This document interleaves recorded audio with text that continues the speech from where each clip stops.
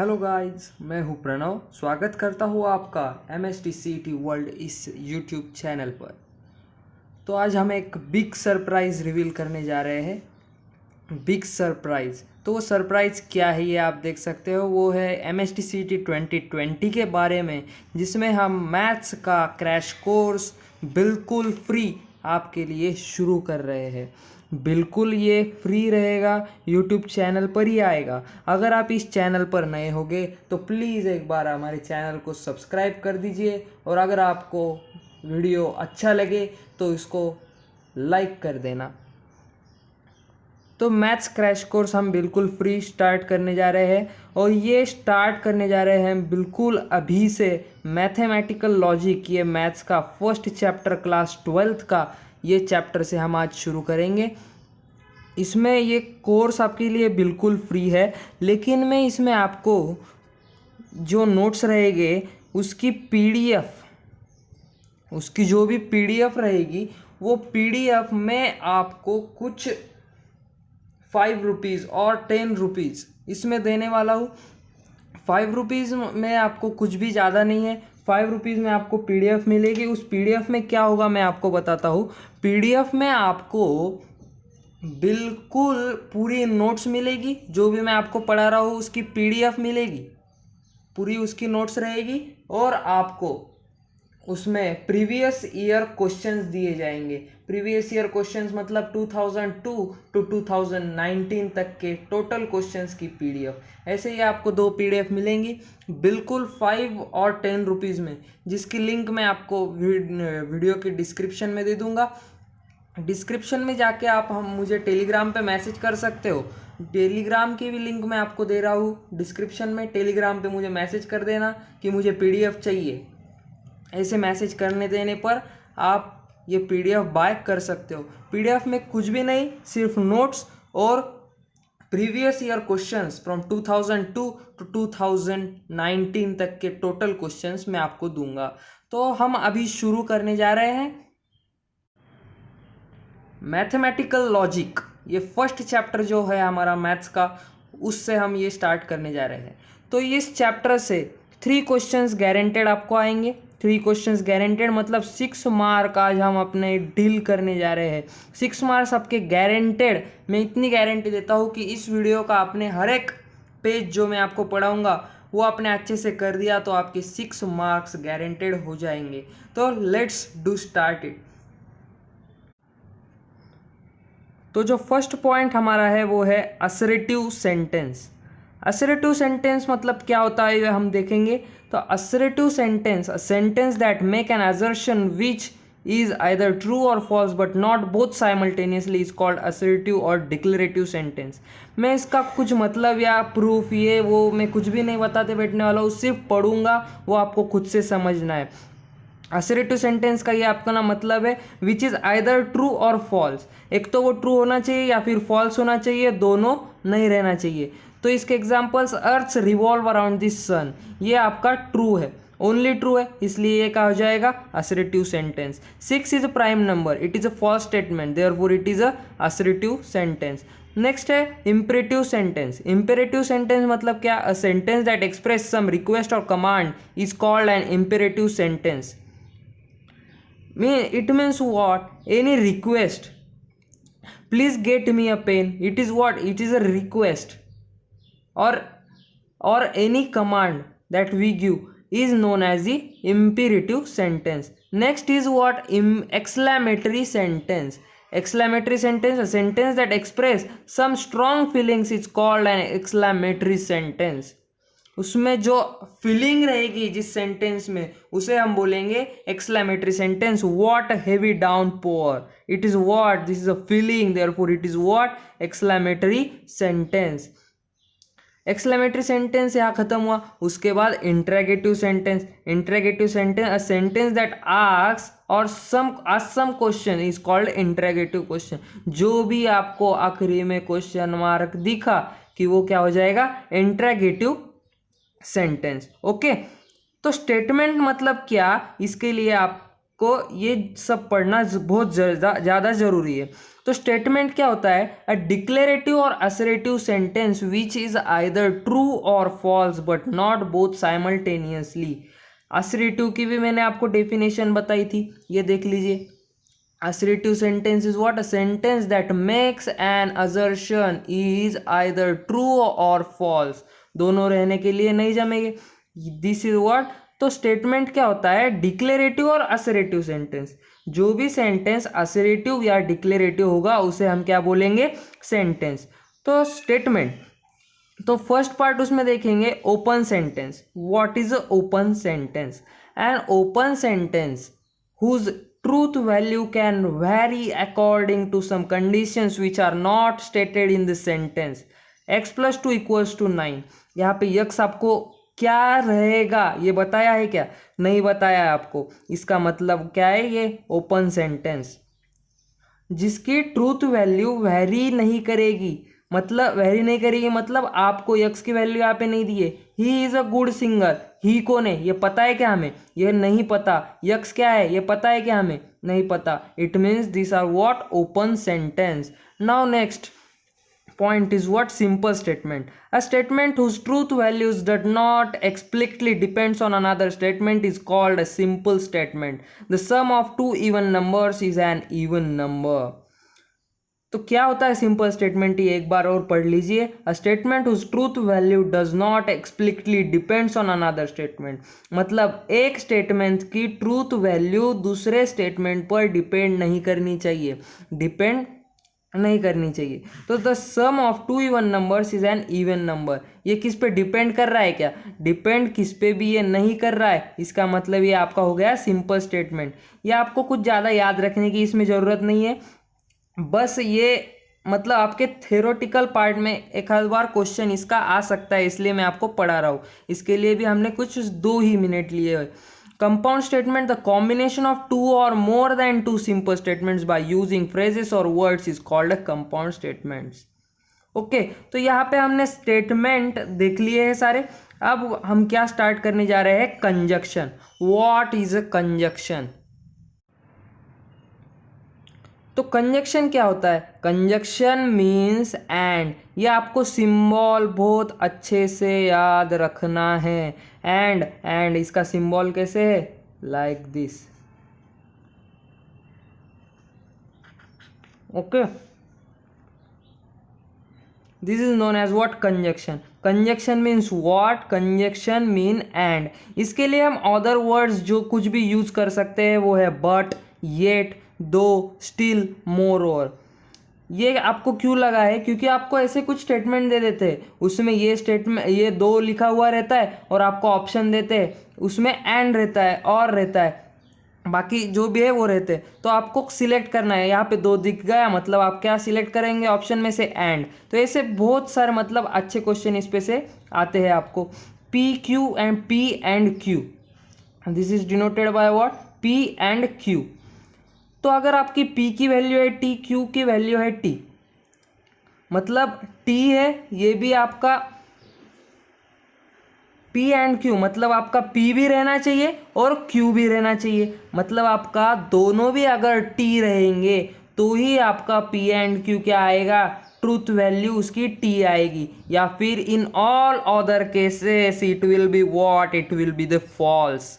It will be the false statement. Okay, कुछ भी इसमें डिफिकल्ट नहीं है। P and Q means what? दोनों भी उसमें टी रहेंगे तभी आपको T वैल्यू मिलेगी। अगर एक T है एक F है, मतलब क्या? P है लेकिन Q नहीं है, लेकिन हमें क्या बोल रहा है? P एंड Q दोनों भी रहने चाहिए। ये है लेकिन ये नहीं है, तो ये क्या हो जाएगा? F, तीनों भी है। Only 1 T will be there in conjunction. It means what? And. Disjunction मतलब क्या? और मीन्स ये हो गया उसका सिंबल। आप इसको एक अच्छे तरीके से कैसे याद रख सकते हो? Conjunction means what?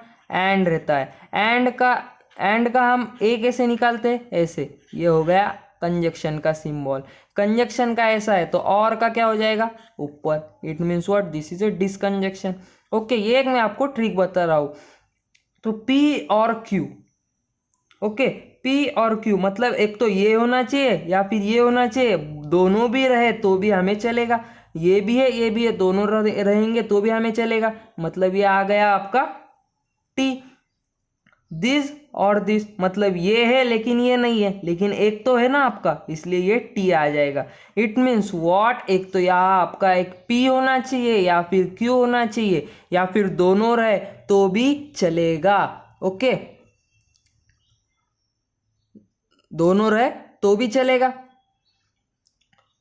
तो यहाँ पे एक आपका एफ है और टी, एक टी है, लेकिन एक तो एग्जिस्ट कर रहा है, मतलब एक तो पी या फिर क्यू रहना चाहिए, दोनों रहे तो भी चलेगा, ये दोनों एफ है, इसलिए ये स्टेटमेंट भी आपका एफ आ जाएगा। ओके, तो इसमें दो पार्ट हमें देखने हैं, एक रहता है एक्सक्लूसिव और एक रहता है इंक्लूसिव और।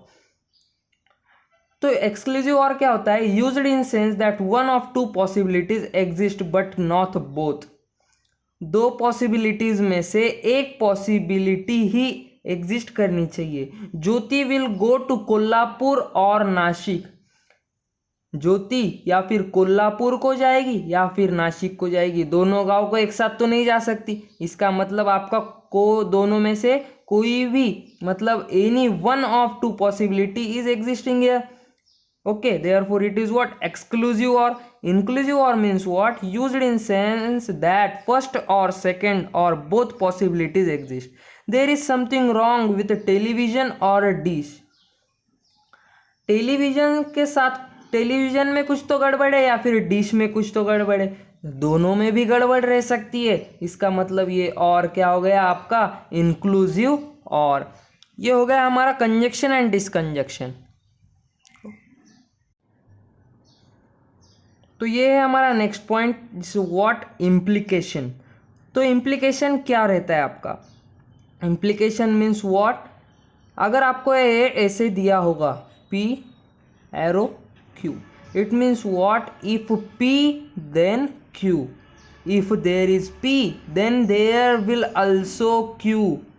ओके, तो ये आपका इसकी ये ट्रूथ टेबल है, ये ट्रूथ टेबल हम अच्छे से एक बार लर्न कर लेते हैं।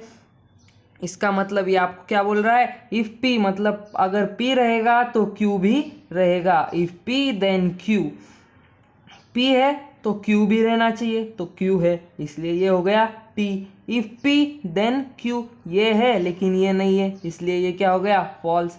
इफ पी देन क्यू, ये नहीं है लेकिन ये है, ऐसा तो हमें नहीं बोला ये नहीं रहा तो ये रहना चाहिए या फिर नहीं रहना चाहिए, ऐसा कुछ नहीं बोला है हमें। इफ दिस देन दिस, ये स्टेटमेंट है आपका, तो ये नहीं रहा तो ये रहे या न रहे हमें उससे कुछ भी मतलब नहीं है, कुछ भी मतलब नहीं है, मतलब ये भी टी हो जाएगा और ये एफ है और ये भी एफ है, इसलिए ये भी आपका टी आ जाएगा। तो ओके, तो ये हम अगले इससे स्टार्ट करते हैं। उससे पहले ये इम्प्लीकेशन के जो अदर वर्ड्स हम इसके यूज कर सकते हैं वो है, if P then Q, P implies Q, P only if Q, P is sufficient for Q, Q follows from P, Q is necessary from P and Q whenever P। ये बहुत ही important है, ये जो 7 अदर वर्ड्स मैंने आपको जो दिए हैं वो ये आपको एक बार अच्छे से याद कर लेने हैं। याद करने के लिए आपको कुछ भी नहीं लगेगा, एक बार सिर्फ ये वीडियो में मेरे साथ ही आपने पढ़ लिया तो ये आपको याद हो जाएगा। नेक्स्ट है बाय कंडीशनल। तो बाय कंडीशनल क्या होता है ये एक बार अच्छे से देख लेंगे हम। Biconditional is what, P bi implies Q, मतलब ऐसे दो एरो से ऐसे हम इसे डिनोट करते हैं, इसे हम और ऐसे भी लिख सकते हैं। P bi implies Q means P implies Q, ये सिंबल किसका है बोलिए, ये this is a symbol of and. इफ P then Q and if Q then P, मतलब ये दोनों भी रहने चाहिए। ओके, ये ट्रूथ टेबल है आपका, P है Q भी है, if P then Q, P by implies Q मतलब क्या, P if and only if Q, Q आपका रहेगा तब ही आपका P आएगा, मतलब Q है तो P तो आएगा ही आएगा, मतलब ये हो गया T। ओके, Q नहीं है और T है, P है, क्यू नहीं है लेकिन पी है, लेकिन आपका इस स्टेटमेंट का मतलब क्या है, P if and only if Q, P if and only if Q, मतलब क्यू नहीं है तो ये कैसे रहेगा आपका, ये नहीं रह सकता, इसलिए ये क्या हो गया आपका यफ, ये भी आपका यफ हो जाएगा। क्यू रहेगा तो पी तो जरूर ही रहेगा, तो ये हो गया फॉल्स, दोनों भी नहीं है, इससे भी हमें कुछ लेना देना नहीं, ये आ गया आपका टी। अदर वर्ड्स इसके भी याद रखना है, P if and only if Q, P if Q, I double F Q, P is equivalent to Q, P implies Q and Q implies P. तो ये आप एक बार पढ़ लीजिए सारा, ओके। इसके बाद जो हम शुरू करने जा रहे हैं वो है कॉन्वर्स, इनवर्स एंड कॉन्ट्रापोजिटिव। तो ये क्या होता है, तो ये हम लाइन से देखेंगे, converse then inverse and then we will go to contrapositive. अगर आपको स्टेटमेंट दिया है P इम्प्लाइज Q और इसका आपको लिखना है कॉन्वर्स, तो इस कॉन्वर्स में आप क्या करोगे, इसको सिर्फ उल्टा कर देंगे, ओके सिर्फ आपका इसका उल्टा कर देंगे, उल्टा कर देंगे मतलब P इम्प्लाइज Q दिया है तो इसको Q इम्प्लाइज P कर देंगे, तो ये हो जाएगा आपका कॉन्वर्स। और अगर आपको इसको ऐसे दिया है P इम्प्लाइज Q और इसका नेगेशन ले लेंगे, वैसे कि वैसा है नेगेशन, मतलब डायरेक्टली नेगेशन लगा दोगे तो ये आपका रहेगा इनवर्स। नेगेशन लगाने के पहले मैं आपको नेगेशन क्या रहता है वो बोलता हूँ। नेगेशन का ये है आपका ट्रूथ टेबल, मतलब अगर आपका P है, P की ट्रूथ वैल्यू है T, मतलब P आ रहा है तो नेगेशन ऑफ P क्या रहेगा आपका, P नहीं आ रहा है, ये नहीं आ रहा है तो ये आ रहा है। तो इनवर्स में आपको वैसे कि वैसे डायरेक्ट नेगेशन लगाना है और कॉन्ट्रा पॉजिटिव में उल्टा करके नेगेशन लगाना है। और एक बार ध्यान से देख लीजिए, कॉन्वर्स में आपको क्या करना है, कॉन्वर्स में आपको सिर्फ उल्टा करना है, इनवर्स में वैसे कि वैसे रख के नेगेशन लगाना है, कॉन्ट्रा पॉजिटिव में उल्टा करके नेगेशन लगाना है, ओके ये भी देख लिया। अब what is a tautology, contradiction and logical equivalence. Tautology means a statement pattern which always takes truth values T, मतलब ऐसा ट्रूथ टेबल ढूंढना पड़ेगा आपको जिसमें सारे वैल्यूज आपके T ही आ रहे हैं। अगर सारे वैल्यूज आपके T आ रहे हैं then it is known as what, tautology. Then contradiction और फैलेसी, मतलब अगर आपका T के जगह पे सारे फॉल्स आ रहे हैं, all are F, then it is known as what, contradiction और फैलेसी। अब इसके बाद में हम जो देख रहे हैं वो है logical equivalence. Two statements P and Q are said to be logically equivalent if and only if their truth values are identical. अगर इसके आपको ट्रूथ वैल्यूज अगर आपके आइडेंटिकल है, मतलब क्या बोल रहे हैं ये बोल रहे हैं कि if their truth values are identical, अगर उसकी ट्रूथ वैल्यूज आपकी आइडेंटिकल आ रही है तो ये क्या हो जाएगा आपका लॉजिकली इक्विवेलेंट हो जाएगा। इसके बाद में जो आपको टर्म देखनी है वो है क्वांटिफायर्स। व्हाट इज क्वांटिफायर्स, ये एक बहुत ही इंपॉर्टेंट टर्म आपको आती है। ये इसमें दो सिंबल्स हमको देखने, what is this and what is this. ये सिंबल आपको क्या डिनोट करता है, फॉर ऑल और फॉर एवरी, मतलब ये दो वर्ड्स आप किसके लिए यूज कर सकते हो, और ये इसके लिए there exist for some, for one there exist at least one, okay. तो quantifiers are symbols use to denote a group of words और फ्रेज। क्वांटिफायर्स का यूज आपको किस में होता है, use to denote what, group of words और phrase. तो ये सिंबल को हम बोलते हैं यूनिवर्सल क्वांटिफायर एंड ये जो आपका सिंबल है इसे हम बोलते हैं एग्जिस्टेंशियल क्वांटिफायर। तो अब ये कैसे यूज कर सकते हैं ये मैं आपको बताता हूँ। एक्स स्क्वायर ग्रेटर देन और इक्वल टू 0, इसको हम क्या पढ़ते हैं, for all real numbers is quantified statement whose truth value is T। X square सारे रियल नंबर्स के लिए क्या रहेगा, पॉजिटिव ही रहेगा। इसमें देखिए ये कैसे पढ़ेंगे आप, देयर एग्जिस्ट और for some natural number such that x + 5 = 9 कुछ नेचुरल नंबर्स के लिए ये स्टेटमेंट तो आपको आने ही वाला है, मतलब एक्स को आप अगर 4 रखते हो तो आपको 9 मिल जाएगा। इट मीन्स ये क्या बोल रहा है आपको, फॉर सम नेचुरल नंबर।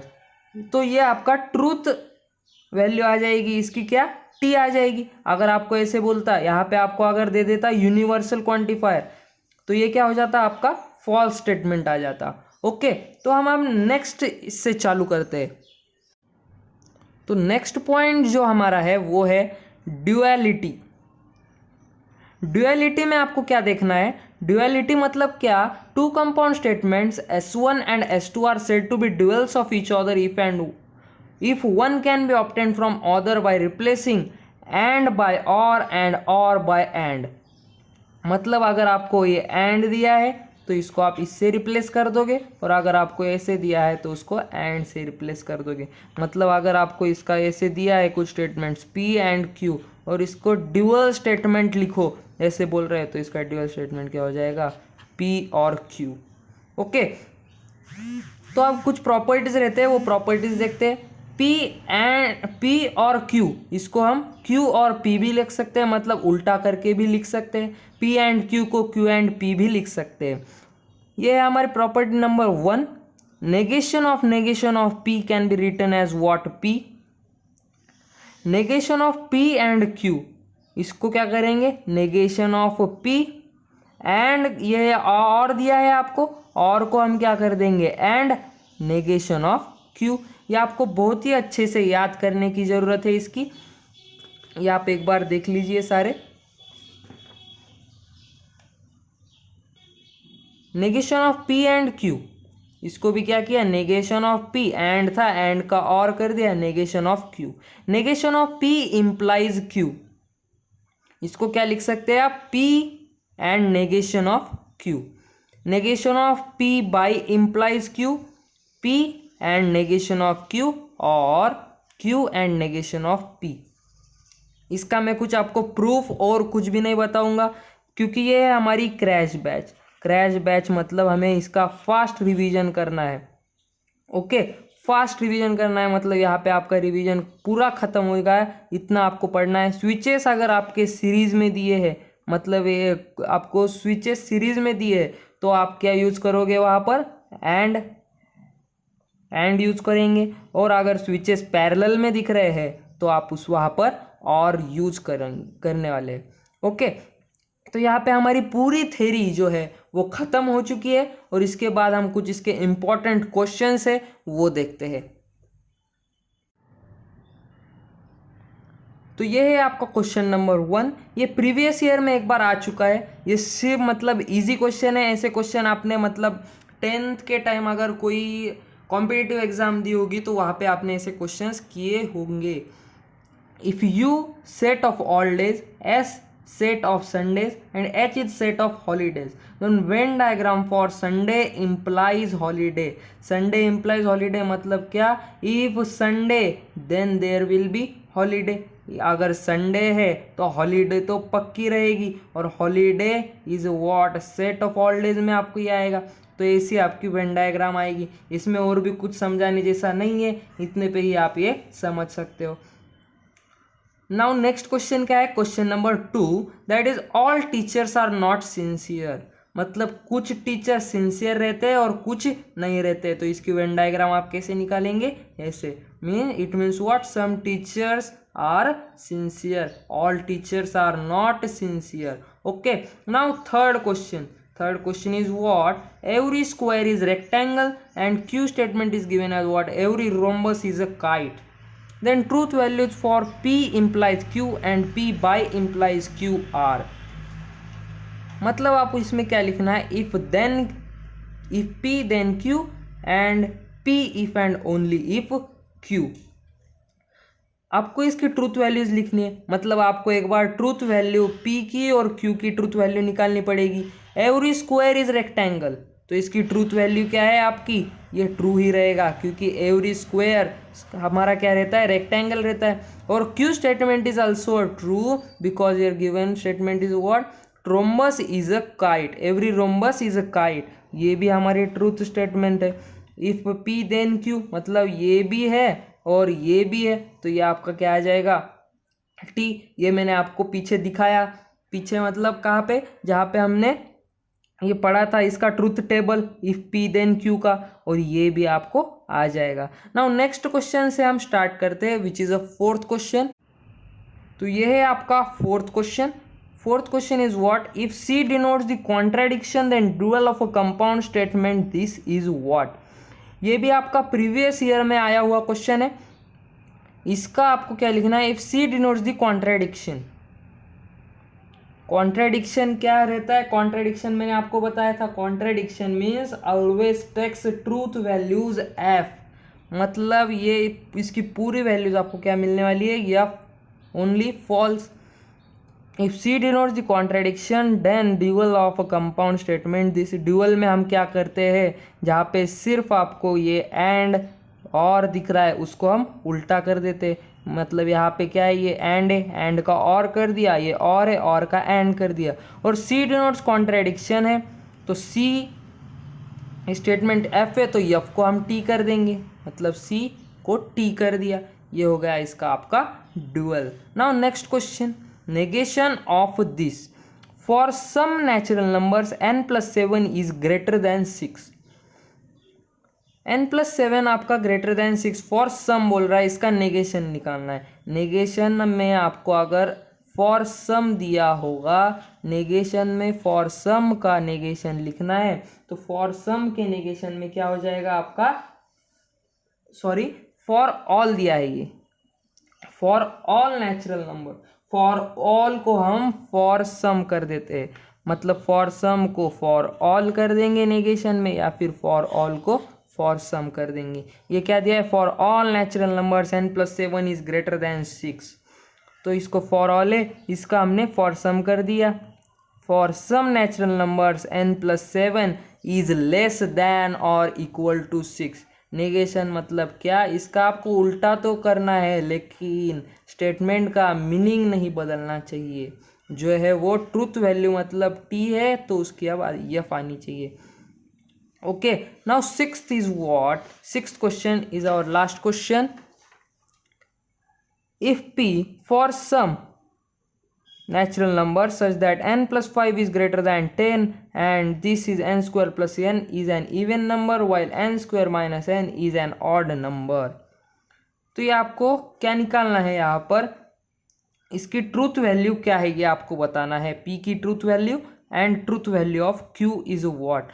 तो p statement is what, for some natural number n+5 is greater than 10, तो n या आप n की वैल्यू आप फॉर सम मतलब 6, 7, 8 कुछ भी रखो, ये 10 से बड़ा ही आएगा। 10 से बड़ा कुछ भी रखने के लिए नहीं जमेगा, आपको 5 तक मतलब 5 + 5, 5 + 4, 1, 2, 3, 4 एंड 5 ये रखने के लिए नहीं जमेंगे, लेकिन 6, 7, 8 अप टू इन्फिनिटी कुछ भी रख दो, ये 10 से बड़ा ही मिलेगा। Therefore this statement is what, true. For some दिया है इसलिए, for all natural number n² + n is an even number while n² - n is an odd। तो इसको आप ऐसे लिख सकते हो, n² + n, n कॉमन ले लिया, n × n + 1 लिख देंगे, और n² - n is an odd number ऐसे भी दिया है आपको, तो n² - n में से भी n कॉमन लिया, n × n - 1, तो n² + n और n² - n are product of consecutive natural numbers. तो ये क्या है, आपका प्रोडक्ट है कंजिक्यूटिव नंबर्स का, मतलब ये 3 है तो ये 4, ये 2 है तो ये 1। ओके, तो आपका जो ये रहेगा आर बोथ इवन नंबर्स ही आएंगे, मतलब ये ऑड नंबर आपको नहीं मिल सकता, क्योंकि अगर आपका ये आपने पकड़ा समझो n = 3, then it will be what 2, 3 × 2 6। और यहाँ पे इन्होंने क्या दिया है, फॉर ऑल नेचुरल नंबर्स के लिए नहीं आएगा, फॉर सम भी रहता तो नहीं आता, तो इसकी ट्रूथ वैल्यू क्या आ गई आपके पास, f। ओके, तो यहाँ पे हमारा पूरा ये कंप्लीट होता है, पूरा सब कुछ कंप्लीट हो चुका है, मतलब यहाँ पे हमने first chapter mathematical logic complete कर लिया है। इसकी PDF के लिए मुझे आप टेलीग्राम पे मैसेज कर सकते हो, टेलीग्राम के लिए मैं लिंक डिस्क्रिप्शन में दे रहा हूँ, टेलीग्राम ग्रुप है उसमें आप मुझे मैसेज डाल देना, मैसेज डालना है। इसकी जो मैं PDF है वो सिर्फ आपको 5 रुपीज़ में दे रहा हूँ। 5 रुपीज़ में आप ले सकते हो। इसके PDF में ये सब आपको नोट्स मिलेंगी, सारे नोट्स की PDF रहेगी। ओके, सारे नोट्स रहेंगे उसमें, notes plus previous year questions, previous